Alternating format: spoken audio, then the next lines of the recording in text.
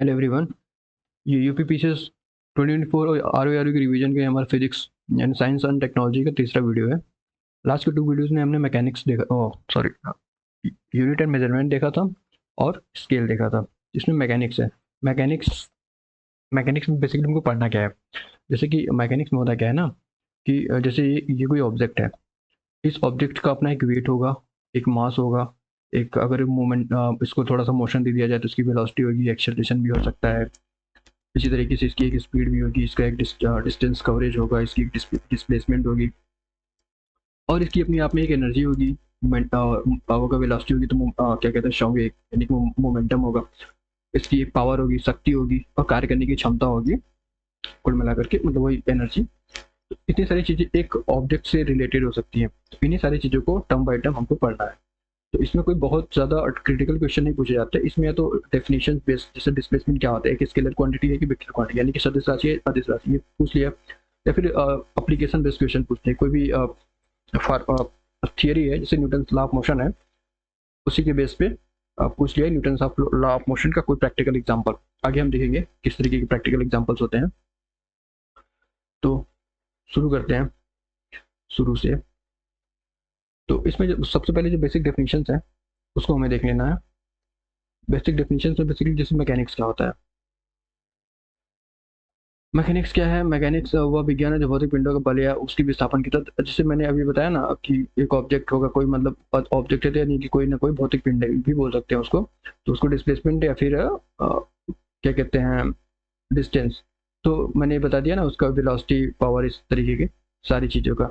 तो इसमें दो बातें लिखी हुई हैं, बल या फिर विस्थापन। कुल मिलाकर के जब फोर्स लगेगा तभी तो उसमें मोशन आएगा, उसमें वेलोसिटी क्रिएट होगी या फिर इसमें एक्सेलरेशन जनरेट होगा। तो कुल मिला के कहने का मतलब यही है, मैकेनिक्स बेसिकली जो ऑब्जेक्ट्स का मोशन को स्टडी करता है। तो इसी के बेसिस पे अगर क्वेश्चन बनाता है एक बार, मशीन क्या होता है, मशीन क्या करता है, मतलब ये सब जो होते हैं ना, सारे फिजिकल एट्रीब्यूट्स या फिजिकल जो भी क्वांटिटीज हैं, तो एक तरीके से उनको जिससे हमारे काम करने की जो कैपेसिटी है या फिर जो हमारे काम करने की इफिशियंसी है उसको बढ़ाता है क्या, मशीन। यानी कि मैकेनिक्स से निकला हुआ टर्म है एक मशीन। और जो हमारा जो नेक्स्ट टर्म्स है, जो नेक्स्ट डेफिनेशन है इसमें, वो है मास एंड वेट। मास क्या होता है? मास किसी भी ऑब्जेक्ट में, जैसे पदार्थ की एक तरीके का जो मतलब मात्रा बोल सकते हैं, मेजरमेंट ऑफ द मैटर, पदार्थ का मापन। Amount of the matter in the particular object, मतलब जैसे कि कोई भी ऑब्जेक्ट है, उसमें कितने कितना उसमें कितना अमाउंट है, पदार्थ की कितनी मात्रा है, वही तरीके का मास का मेजरमेंट होता है, मास होता है। ठीक है। इसकी एक स्केलर क्वांटिटी है, क्योंकि स्केलर क्वांटिटी यानी कि अदिश राशि है। क्यों? क्योंकि इसको कोई डायरेक्शन से कोई लेना देना नहीं होता, क्योंकि पदार्थ की मात्रा एक पदार्थ की मात्रा ही होगी, उसमें किस डायरेक्शन में कितनी मात्रा है इससे कोई इफेक्ट नहीं पड़ता है। एक स्केलर क्वांटिटी, ये जानने वाली बात है। और कांस्टेंट एवरी प्लेस, मतलब कहीं भी, अगर जैसे कि ये अगर अर्थ है, अगर हम यहाँ पे मेजर करें, चाहे यहाँ पे मेजर करें, चाहे यहाँ पे मेजर करें, अर्थ पे कोई अगर एक ऑब्जेक्ट है, उसकी जो मास है वो मास वही रहेगा, बदलेगा नहीं। ठीक है। अब वेट क्या होता है?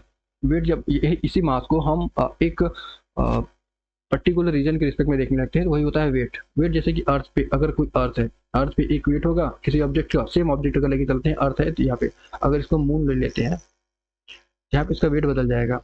यही होता है हमारा वेट। अब वेट क्या है? ये भी एक वेक्टर, ये वेक्टर क्वांटिटी है। क्यों? क्योंकि इसका जो एक्चुअल फार्मूला होता है मास इंटू ग्रेविटेशनल एक्सेलरेशन। मतलब एक्सेलरेशन कहाँ पे? जहाँ पे वो वेट रखा हुआ है। अगर अर्थ पे रखा हुआ है तो ग्रेविटेशनल एक्सेलरेशन उसका होगा, और अगर मून पे रखा हुआ है तो उसका होगा। अभी ग्रेविटेशनल एक्सेलरेशन जिसको बोलते हैं गुरुत्वीय त्वरण, इसको आगे हम देखेंगे नेक्स्ट चैप्टर में एक्चुअल में होता क्या है। ठीक है, अभी इतना जानने की जरूरत है। Mass into gravitational acceleration is equal to weight. ठीक। तो ये हमारा वेट हो गया। अब जो नेक्स्ट हमारा है वो है, इसमें एक बात और है, इसकी यूनिट क्या होती है वेट की? न्यूटन। ठीक। और न्यूटन या फिर इसी को बोलते हैं किलोग्राम मीटर प्रति सेकंड स्क्वायर। जो हमारा नेक्स्ट डेफिनेशन है वो डिस्टेंस एंड डिस्प्लेसमेंट। तो डिस्टेंस डिस्प्लेसमेंट में क्या फर्क होता है? दूरी और विस्थापन में। जैसे कोई भी ऑब्जेक्ट एक एक पॉइंट से लेकर दूसरे पॉइंट तक, तीसरे पॉइंट तक, अगर हमको इस पॉइंट से पॉइंट 1 है, 2 है, 2 है, 3 है, ठीक है, ये टोटल अगर इसको मेजर करना होगा तो ये कितनी कितनी लेंथ कवर की, यही होता है इसका डिस्टेंस। और डायरेक्ट मतलब जो शॉर्टेस्ट लेंथ होती है वही उसका डिस्प्लेसमेंट हो जाता है। शॉर्टेस्ट लेंथ बोल लीजिए, शॉर्टेस्ट पाथ, ठीक है, डिस्प्लेसमेंट। इसी को बना करके ROAR 2014 में क्वेश्चन पूछा था कि एक्चुअल में डिस्प्लेसमेंट क्या होता है। तो डिस्प्लेसमेंट हो गया, डिस्टेंस हो गया और डिस्प्लेसमेंट हो गया। अब स्पीड एंड वेलोसिटी, स्पीड क्या होती है, कोई भी डिस्टेंस ट्रेवल पर यूनिट है। जो भी ये डिस्टेंस हो, जैसे डिस्टेंस होगा ना, एक पहले मान लेते हैं डिस्टेंस का यहाँ पे था ना, एक ये पॉइंट था सेकंड वाला, तो यहाँ पे मान लेते हैं x1 चला था, अब थर्ड वाले पे मान लेते हैं x2 चल लिया था। तो यही जो x2 से x1 से x2 जो कवर किया है वो कितने टाइम में कवर किया है, वही उसकी वेलोसिटी होती है।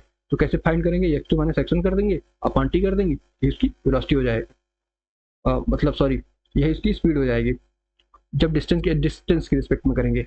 और यही जब डिस्प्लेसमेंट के रिस्पेक्ट में करेंगे, यही उसकी वेलोसिटी हो जाएगी, ठीक है। शॉर्टेस्ट पाथ जब इसमें ले लेते हैं, यही उसकी वेलोसिटी हो जाती है। इसमें delta x upon delta t is equal to velocity of, मतलब कुल मिलाकर के बस जो बेसिक डिफरेंस है वेलोसिटी और स्पीड में, वो है डायरेक्शन का। डायरेक्शन कहाँ से रूल प्ले करता है, जब शॉर्टेस्ट डिस्टेंस ले लेते हैं तो वहाँ पे एक डायरेक्शन का रूल आ जाता है। तो डिस्प्लेसमेंट के रिस्पेक्ट में, वेलोसिटी के रिस्पेक्ट में डायरेक्शन की बात करते हैं, तो इस तरीके से ये दोनों वेक्टर क्वांटिटीज बन जाती हैं। और जो स्पीड होती है और डिस्टेंस होता है, वो दोनों दूरी और चाल, इसके लिए क्वांटिटी बनी रहती है। अगला जो एक्सेलरेशन, जिस तरीके से वेलोसिटी जो होता है वो डिस्टेंस और जो भी डिस्प्लेसमेंट लगा टाइम के रिस्पेक्ट में चेंज हो गया, ठीक है। इसी तरीके से एक्सेलरेशन क्या हो गया, इसी वेलोसिटी का टाइम के रिस्पेक्ट में जब चेंज कैलकुलेट करते हैं, तो ये एक्सेलरेशन होता है। मान लीजिए किसी एक पॉइंट पे वेलोसिटी v1 है, ये आगे बढ़ गया, v2 पॉइंट, उसकी वेलोसिटी चेंज होगी, v2 हो गई, इसमें कितना टाइम लगा, तो इसको कैसे कैलकुलेट करेंगे, v2 में से v1 को माइनस कर देंगे, तो हमें कितनी पता चल जाएगी, जो डिफरेंसेस हुआ और कितने टाइम में हुआ, यह रेट जो रिप्रेजेंट करता है, ठीक है। तो ये हमारा एक्सेलरेशन हो गया। और यही यूपीवी से 2003 में ये क्वेश्चन भी पूछा था, एक्सेलरेशन क्या होगा, final velocity minus initial velocity upon per unit time, जो ये चीज है, ठीक है। तो ये हमें पता चल गया एक्सेलरेशन पर। अब न्यूटन लॉ ऑफ मोशन क्या होता है, न्यूटन के देखो बेसिकली थ्री लॉ है, इसमें क्वेश्चन कैसे बनते हैं, इसमें डायरेक्ट क्वेश्चन बनते हैं। फर्स्ट लॉ क्या करता है, फर्स्ट लॉ क्या, जैसे कि अभी आप, फर्स्ट लॉ क्या बोलता है, जैसे कि अभी आप बैठो, तो जब तक अपना एफर्ट नहीं डालोगे आप उठ नहीं सकते, उसी एफर्ट को बोलते हैं फोर्स। और जो उठने की प्रक्रिया होती है वो होती है इनर्शिया को ब्रेक करना। इनर्शिया क्या होता है, एक तरीके की कोई ऑब्जेक्ट जिस पोजीशन में है उसी पोजीशन में बनी रहना चाहती है। यही हमारा फर्स्ट लॉ बोलता है कि बिना किसी एक्सटर्नल फोर्स के, बिना किसी बाह्य बल के, कोई भी ऑब्जेक्ट में ना तो मोशन कर सकते हैं, ना तो उसमें उसको रोक सकते हैं। यानी कि कोई भी ऑब्जेक्ट जब तक उसमें बल नहीं लगाया जाए, वो अगर रुकी है तो रुकी रहेगी, अगर मोशन में है तो मोशन में बनी रहेगी, ठीक है। Object at the rest uniform motion remains unchanged unless the acted upon by the external forces, this is, ठीक है। वही बात है, बस इतना ही जानने की जरूरत है हमें। और एक दो बातें इसमें जो जाननी है, तो इसी को बोलते हैं स्टैटिक साइंस, यानी कि स्थिर विज्ञान। और इसी को बोलते हैं law of inertia, first law को लॉ ऑफ इनर्शिया,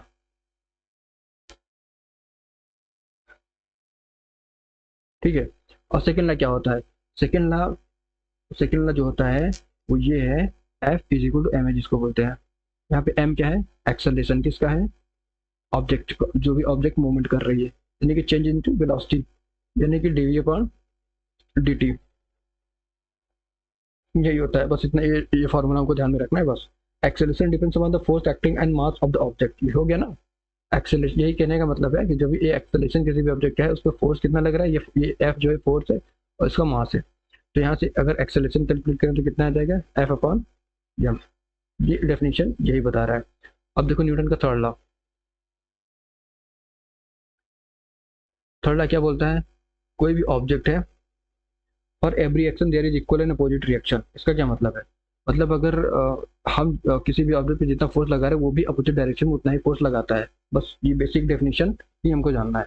और ROAR 2017 में ये यही डेफिनेशन पूछा था कि किसने दिया था इसको, कौन प्रोपाउंडर थे इस स्टेटमेंट के, कि for every action there is equal and opposite, मतलब प्रत्येक क्रिया की बराबर और अपोजिट या विपरीत प्रतिक्रिया होती है। ये बात किसने बोला था, ठीक है, तो न्यूटन ने बोला था। तो ऐसे सिंपल सिंपल क्वेश्चन आते हैं, बहुत डीप में जाके पढ़ना नहीं है, क्योंकि हमें जेई या फिर नीट नहीं देना है, हमें नॉर्मल प्रीलिम्स के लिए करना है। वो भी बहुत मतलब कभी कभार क्वेश्चन पूछे जाते हैं इन सब चैप्टरों से, पहले बहुत पूछे जाते थे।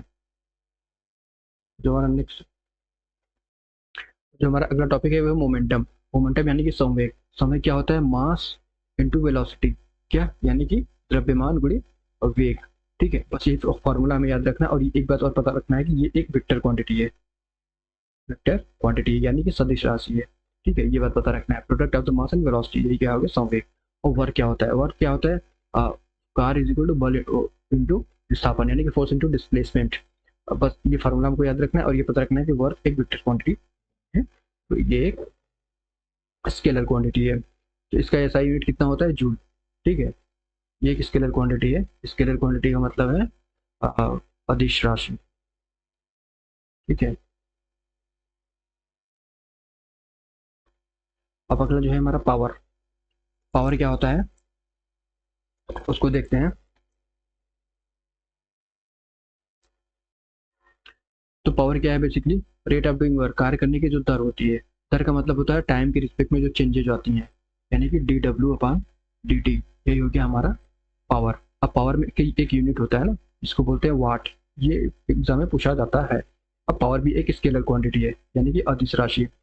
ठीक है, और एक बात, अब एक पावर का एक जो बड़ा यूनिट होता है उसको बोलते हैं one horse power. One horse power, ये करीब 746 वाट की इक्वल होता है। जो इसकी छोटी यूनिट होती है वाट। अब अगला डेफिनेशन है जो हमारा एनर्जी। एनर्जी क्या होता है, किसी भी वस्तु के कार्य करने की क्षमता, यानी capacity of doing work. Capacity of doing work, ये क्या होता है ना, बेसिकली एनर्जी हमारा क्या दर्शाता है कि हम कोई भी ऑब्जेक्ट जिसे कितना एफर्ट डाल सकते हैं कोई भी चीज करने के लिए, किसी भी चीज को मोशन में लाने के लिए या किसी भी चीज को रेस्ट में रखने के लिए कितना एफर्ट डाल सकते हैं, वही उसकी एनर्जी होती है। ठीक है, तो एनर्जी के कई फॉर्म होते हैं। पहली चीज तो इसका एसआई यूनिट कितना होता है, इसका एसआई यूनिट होता है जूल। इसका एसआई यूनिट जूल होता है। अब एनर्जी पे कई सारे क्वेश्चन पूछे गए हैं, खासकर मैकेनिकल एनर्जी और एनर्जी कंजर्वेशन, यानी कि ऊर्जा संरक्षण पे। मैकेनिकल एनर्जी क्या होता है, मैकेनिकल एनर्जी यानी कि sum of kinetic and potential energy. देखो कोई भी ऑब्जेक्ट होता है ना, उसमें दो तरीके की एनर्जी होती है, एक तो गतिज ऊर्जा हो सकती है, एक तो स्थितिज ऊर्जा। बेसिक दो एनर्जी होती है। गतिज ऊर्जा का क्या फॉर्मूला होता है, 1/2 mv², 1/2। ये होता है द्रव्यमान। और v क्या करता है, वेलोसिटी को रिप्रेजेंट करता है, यानी कि जब भी गति होगा तो वेलोसिटी तो होगी ही होगी। तो यही 1/2 मतलब हाफ mv², ये इसकी काइनेटिक एनर्जी होती है। पोटेंशियल एनर्जी क्या होता है, mgh। एच क्या है, इसकी हाइट है। जैसे कोई ऑब्जेक्ट अगर हाइट क्या है, मतलब एक रेफरेंस पॉइंट बना लिया जाता है और उस बेसिक हाइट से मेजर किया जाता है। जैसे ये हाइट ले लिया ना, अब कोई ऑब्जेक्ट है एम का, ठीक है, यहाँ पे पड़ा हुआ है, तो जी क्या है, ग्रेविटेशनल एक्सेलरेशन, एच हाइट पे है। ठीक है, तो जी क्या है, ग्रेविटेशनल एक्सेलरेशन, यानी ग्रेविटी जिसको बोलते हैं। तो यही होता है mgh, उसकी स्थैतिक ऊर्जा। कैसे कहाँ से आती है ये हमारा काम नहीं है, हमें बस इतना जानना है कि इसके बेसिक डेफिनेशन चाहिए होते हैं। अब ऊर्जा कंजर्वेशन क्या कहता है कि sum of kinetic and potential energy वो होता है, वो जीरो होता है, यानी कि किसी भी इसका बेसिक सब मतलब है एनर्जी कंजर्वेशन का। Energy can neither be created and nor can be described. इसका मतलब है कि एनर्जी को ना तो हम बना सकते हैं ना तो नष्ट कर सकते हैं, केवल एक फॉर्म से दूसरे फॉर्म में कन्वर्ट कर सकते हैं। जैसे कि अगर कोई स्टैटिक बैठा हुआ है, उठ करके रनिंग करने लगे, तो इसका सिंपल सा मतलब है कि उसकी जो स्थिति ऊर्जा थी, यानी कि उसकी जो पोटेंशियल एनर्जी थी, वो काइनेटिक एनर्जी में कन्वर्ट हो गई। रनिंग करने का मतलब है। इसका मतलब ये नहीं है कि उसने कहीं से अपने अंदर से एनर्जी जनरेट कर ली, ऐसा नहीं। ऐसा होने लगे तो एक तरीके से एनर्जी का भी डिस्ट्रक्शन होने लगे। लेकिन डिस्ट्रक्शन उसी का होता है जो चीज जनरेट होती है। एनर्जी जनरेट तो होती नहीं है, एनर्जी यानी कि केवल ट्रांसफॉर्म होती है। तो काइनेटिक है तो पोटेंशियल हो जाएगी, पोटेंशियल है तो काइनेटिक हो जाएगी। लेकिन इनके अलावा और भी बहुत सी होते हैं जहाँ एनर्जी जनरेट होती है। और भी कौन सी एनर्जी बेस्ड क्वेश्चन पूछे जाते हैं उनको हम देख लेते हैं। तो ट्रांसफॉर्मेशन ऑफ एनर्जी पे कई सारे क्वेश्चन पूछे गए हैं प्रीवियस ईयर में। तो उसमें जैसे कि डायनमो है, डायनमो क्या करता है ना, मैकेनिकल एनर्जी को इलेक्ट्रिकल एनर्जी में कन्वर्ट कर देता है। जो भी हमारा यांत्रिक ऊर्जा होता है उसको विद्युत यांत्रिक, यानी कि गतिज ऊर्जा, स्थितिज ऊर्जा को विद्युत ऊर्जा में बदल देता है। इसी तरीके से इलेक्ट्रिक मोटर होता है जो हमारी इलेक्ट्रिक ऊर्जा को इसमें यांत्रिक ऊर्जा में बदल देता है। यानी कि डायनामिक तरीके से इलेक्ट्रिक मोटर एक दूसरे के अपोजिट तरीके से अपोजिट प्रिंसिपल पे काम करते हैं। अब माइक्रोफोन क्या करता है, बेसिकली साउंड एनर्जी को इलेक्ट्रिकल एनर्जी में चेंज कर देता है। साउंड एनर्जी को इलेक्ट्रिकल एनर्जी में बदलने का काम करता है। इसी तरीके से लाउड स्पीकर क्या होता है, इसमें इलेक्ट्रिकल एनर्जी जो होती है साउंड एनर्जी में बदल जाती है। ठीक है, ये एक दूसरे के अपोजिट प्रिंसिपल पे काम करते हैं। अब देखो इसी तरीके से ना विंड एनर्जी में क्वेश्चन पूछा था यूपीबीसीएस में कि विंड एनर्जी में क्या होता है। ये भी देखो काइनेटिक एनर्जी का इलेक्ट्रिकल एनर्जी में कन्वर्जन होता है। विंड पावर जो होता है ना, जनरेट होता है, पवन शक्ति जिसको बोलते हैं। तो काइनेटिक क्या है, एक तरीके का मैकेनिकल एनर्जी तो है, यांत्रिक ऊर्जा ही तो है। तो यांत्रिक का इलेक्ट्रिकल में कन्वर्जन जैसे इसमें होता है ना डायनेमो में, उसी तरीके से विंड पावर में भी होता है। ठीक है, अब नेक्स्ट जो हमारा है वो सोलर सेल। सोलर सेल क्या करता है, ये सोलर एनर्जी को इलेक्ट्रिकल एनर्जी में बदलने का काम करता है। इसी तरीके से ट्यूबलाइट हमारी इलेक्ट्रिकल एनर्जी को लाइट एनर्जी में बदलने का काम करता है। इलेक्ट्रिकल यानी कि विद्युत ऊर्जा को प्रकाश ऊर्जा में बदल देता है। और बल्ब जो होता है ये विद्युत ऊर्जा को ये भी प्रकाश ऊर्जा में बदल देता है। लेकिन बल्ब में क्या होता है ना, बल्ब में हीटिंग भी तो होती है, यानी कि ऊष्मा को रिलीज भी तो होता है, यानी कि विद्युत ऊर्जा को प्रकाश ऊर्जा में साथ में ऊष्मा में भी बदलता है। कौन? Electric bulb. इसी तरीके से इलेक्ट्रिक सेल क्या करता है? सेल की जब भी बात आएगी तो जाहिर सी बात है केमिकल रिएक्शन होगा, तभी तो जाकर के एनर्जी का जनरेशन होता है। इसी तरीके से इलेक्ट्रिक सेल जो होता है जनरेशन होता है इन द सेंस कि एनर्जी का ट्रांसफॉर्मेशन होता है। इलेक्ट्रिक सेल केमिकल एनर्जी को इलेक्ट्रिकल एनर्जी में बदल देता है, यानी कि रासायनिक का विद्युत में परिवर्तन। कैंडल क्या होता है? कैंडल में क्या होता है ना, इसका भी तो केमिकल जो होता है वो डिसइंटीग्रेशन होता है, मतलब उसका क्षय होता है, तो उसके बाद जाकर के वो लाइट देती है और हीट देती है। तो इसका मतलब केमिकल एनर्जी को लाइट और हीट में बदल देता है। सितारे क्या करता है इसमें, क्यों? मैकेनिकल तो साउंड में। इसमें क्या होता है, जो वायर्स होते हैं उस पर मैकेनिकल वर्क किया जाता है, हाथ से काम किया जाता है, या फिर जो भी इंस्ट्रूमेंट पे काम किया जाता है वो एक तरीके का मैकेनिकल वर्क हो गया। और उससे प्रोड्यूस क्या होता है? साउंड। ठीक है, म्यूजिक, वो एक तरीके का क्या हो गया? साउंड एनर्जी हो गई। तो यानी कि मैकेनिकल को इसमें चेंज कर दिया। तो ये था हमारा मैकेनिक्स का टॉपिक, थोड़ा सा लंबा था, लेकिन इसमें बेसिकली जो भी थे एक डेफिनेशन बेस्ड क्वेश्चन थे, और कुछ क्या कहते हैं, ये न्यूटन्स का लॉ ऑफ मोशन था, ये इंपॉर्टेंट था। और उसके अलावा जो एनर्जी था, एनर्जी कंजर्वेशन और एनर्जी कंजर्वेशन का प्रिंसिपल, और इसके अलावा जो ट्रांसफॉर्मेशन ऑफ एनर्जी। अब इसमें एक पॉइंट और है, फ्रिक्शन फोर्स। फ्रिक्शन यानी कि घर्षण बल, और सेंट्रीफ्यूगल फोर्स यानी कि अवकेंद्री बल। घर्षण बल क्या होता है ना, जैसे कोई एक ये ब्लॉक ये पड़ा हुआ है, ठीक है, और ये एक सरफेस है, तो ये इनके जो बीच में फोर्स लगता है ना, यहाँ पे, यही होता है घर्षण बल, यानी कि ये इसको जिसको मूवमेंट करने से रोकता है। ठीक है, और सेंट्रीफ्यूगल फोर्स क्या होता है? इसका सबसे बढ़िया एग्जांपल है, जैसे आइस पर हम चल नहीं पाते क्योंकि वहाँ पे घर्षण बल जीरो होता है।